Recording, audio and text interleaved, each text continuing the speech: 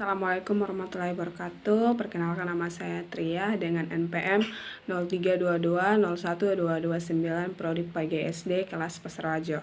Oke, tujuan dibuat video ini untuk pemenuhan tugas UAS mata kuliah Manajemen Pendidikan yang diampuh oleh Bapak Syamsul Rijal SPD MPD. Oke, baik, langsung saja dalam video pembelajarannya. Materi pertama yaitu tentang manajemen pendidikan. Nah, manajemen pendidikan. Sebelum itu kita tahu dulu apa itu manajemen. Manajemen adalah perencanaan, pengorganisasian, pengarahan, dan pengendalian sumber daya organisasi. Kemudian pendidikan. Pendidikan adalah usaha sadar dan terencana untuk mewujudkan suasana belajar, di mana mewujudkan suasana belajar dalam tujuan mengembangkan potensi peserta didik. Kemudian definisi dari manajemen pendidikan.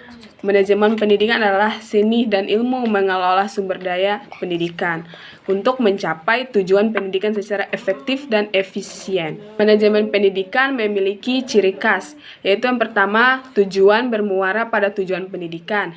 Yang kedua, mendukung kegiatan pendidikan. Yang ketiga, dilandasi sifat edukatif. Yang keempat, berpusat pada peserta didik. Nah, itulah tadi ciri khas manajemen pendidikan. Kemudian, manajemen pendidikan juga memiliki fungsi.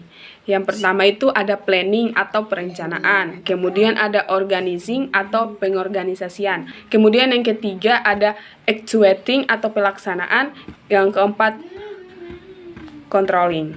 Oke.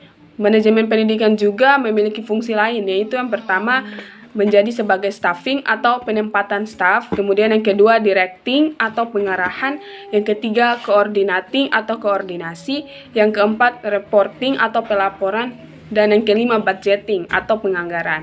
Oke, manajemen pendidikan juga mempunyai langkah-langkah. Jadi langkah-langkah pertamanya itu yang pertama, menempatkan personalia sesuai keahlian. Kemudian yang kedua, mempersiapkan biaya pendidikan memadai.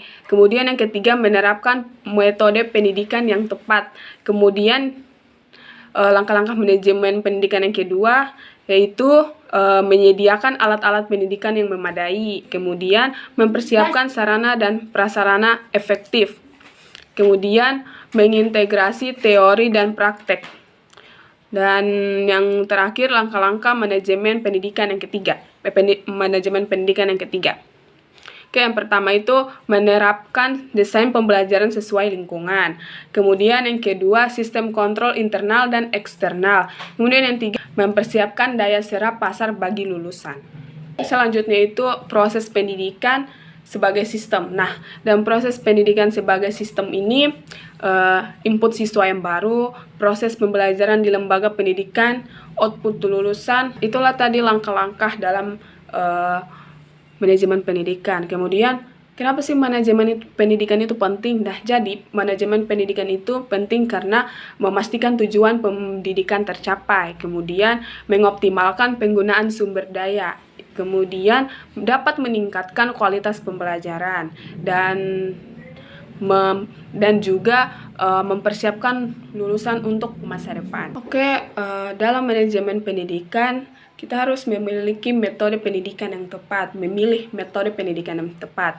Yaitu yang pertama itu metode harus sesuai dengan subjek dan peserta didik. Kemudian yang kedua tidak boleh sama. Metodenya itu tidak boleh sama antara SD, SMP, dan SMA serta perguruan tinggi. Nah, kemudian selain itu juga adanya sarana dan prasarana pendidikan. Nah, sarana prasarana pendidikan ini yaitu yang pertama menyediakan alat pendidikan yang memadai. Kemudian yang kedua mempersiapkan sarana dan prasarana yang efektif. Nah, dalam pengintegrasi teori dan prakteknya, mengintegrasikan proses pendidikan antara teori dan praktek. Kemudian pembelajaran harus menghubungkan dengan kehidupan sehari-hari manusia. Jadi pembelajaran itu harus berkaitan atau berhubungan dengan kehidupan sehari-hari yang dimiliki siswa atau peserta didik. Kemudian dalam desain pembelajarannya harus sesuai, yaitu menerapkan desain pembelajaran yang sesuai dengan lingkungan objek pendidikan. Kemudian yang kedua, sistem kontrol terhadap tujuan dan fungsi kelembagaan. Dalam manajemen pendidikan ada juga yang namanya proses pendidikan sebagai suatu sistem. Nah, proses pendidikan sebagai suatu sistem. Proses pendidikan yang melibatkan input, proses, output, dan outcome.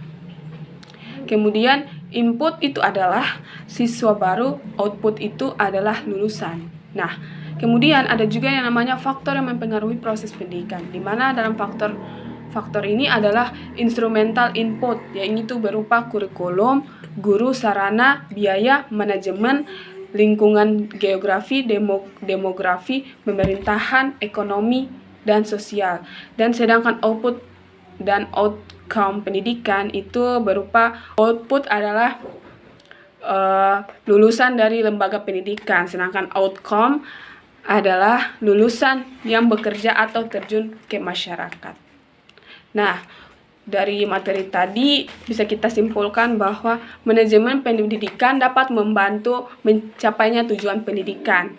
Kemudian penting untuk memahami langkah-langkah dan fungsi manajemen supaya pendidikan bisa berjalan untuk mencapai tujuannya dengan baik.